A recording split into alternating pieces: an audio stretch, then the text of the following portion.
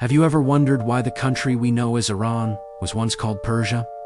Is it just a simple name change, or is there a deeper story behind it? Well, get ready, because we're about to dive into a fascinating journey through thousands of years of history, language, and identity to uncover how Persia officially became Iran. It's a tale that reveals so much about how a nation sees itself versus how the world sees it. To start, let's go way back in time. The name Persia wasn't actually what the people of the land called themselves. It was a name given to them by outsiders, specifically the ancient Greeks. When the Greeks encountered the massive empire built by Cyrus the Great, they named it after the region of Persis, or Fars, which was the heartland of the Achaemenid dynasty. Think of it like someone calling the entire United States Texas, just because the leaders came from there. This name, Persia, stuck in the Western world for centuries. It became synonymous with exotic carpets, powerful kings, and a rich, ancient civilization. But what did the people living there call their own land? The name Iran has much deeper and older roots within the culture itself.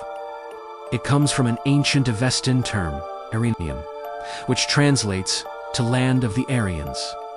This term connects the people to their ancient Indo-Aryan origins and has been a part of their identity for millennia.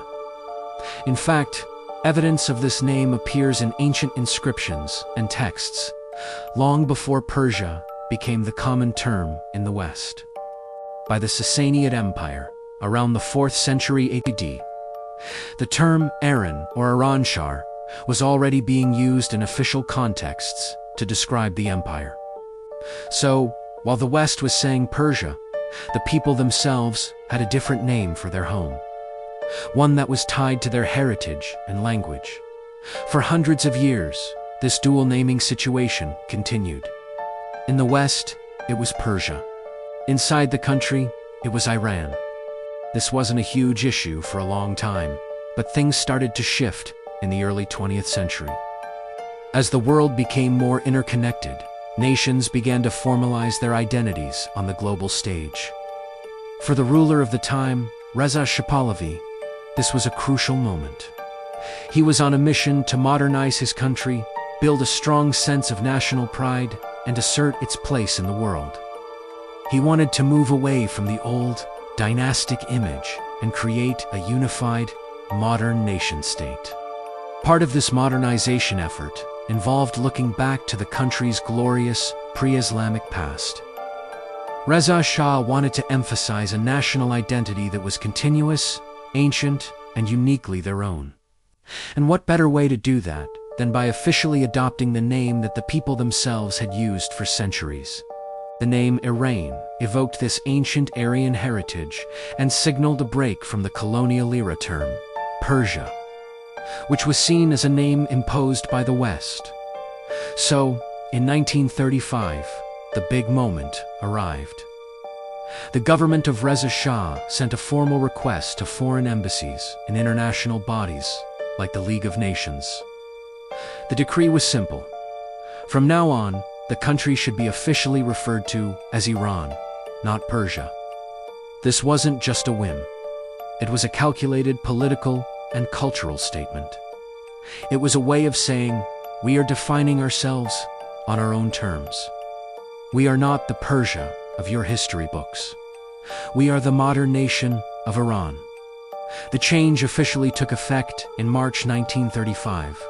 Coinciding with the Persian New Year Nowruz, adding a layer of symbolic rebirth to the decision. The reaction around the world was mixed. Many people were confused. The name Persia had such a strong, almost romantic connotation in the West. It was the land of Xerxes, Darius, and incredible art and literature.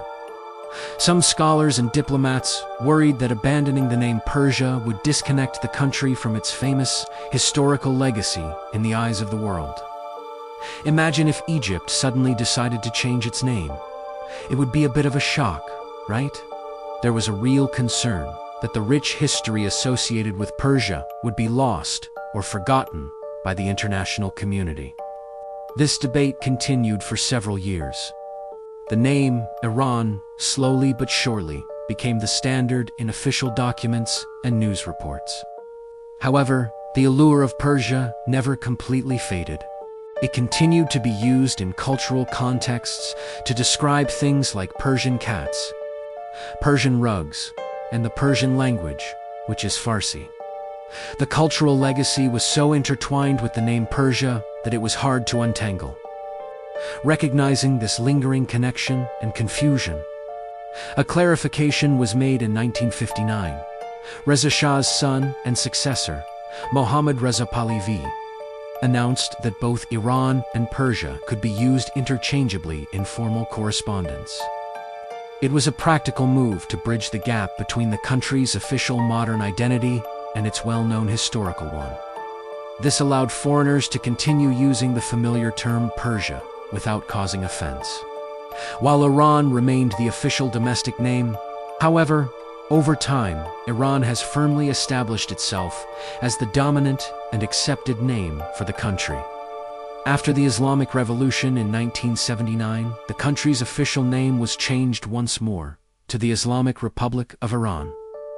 This further solidified Iran as the core of its modern identity, while adding a new political and religious dimension. So, what's the takeaway from all this? The story of Persia becoming Iran is more than just a name change. It's a reflection of a nation's journey to define its own identity. It's about shedding a name given by others and embracing one that comes from its own ancient roots. Persia often refers to the historical and cultural empire of the past, the magnificent civilization that left an indelible mark on the world. Iran is the name of the modern nation-state, the home of over 80 million people today. While both names can point to the same geographical place, they carry different weights and histories. It's a powerful reminder that names matter, and the right to name oneself is a fundamental part of sovereignty and national pride. Thanks so much for watching and joining me on this historical journey. For thousands of years, this land has changed rulers, religions, languages, and borders, but it never disappeared. From the empire of Cyrus the Great to the Islamic Revolution of 1979. From Persepolis to Tehran, the name changed, the system changed, the world's perception changed, but something deeper survived. The story of Persia becoming Iran reminds us that identity is not erased by invasion. It adapts, and sometimes the most powerful battles in history are not fought with swords. They are fought with words. If you enjoy uncovering the hidden turning points that shaped our world, subscribe to HistoroMystic. Because history is not just the past, it is the blueprint of power. And we're just getting started. If you found this interesting, don't forget to like, subscribe, and hit that notification bell for more stories from our incredible world. See you next time.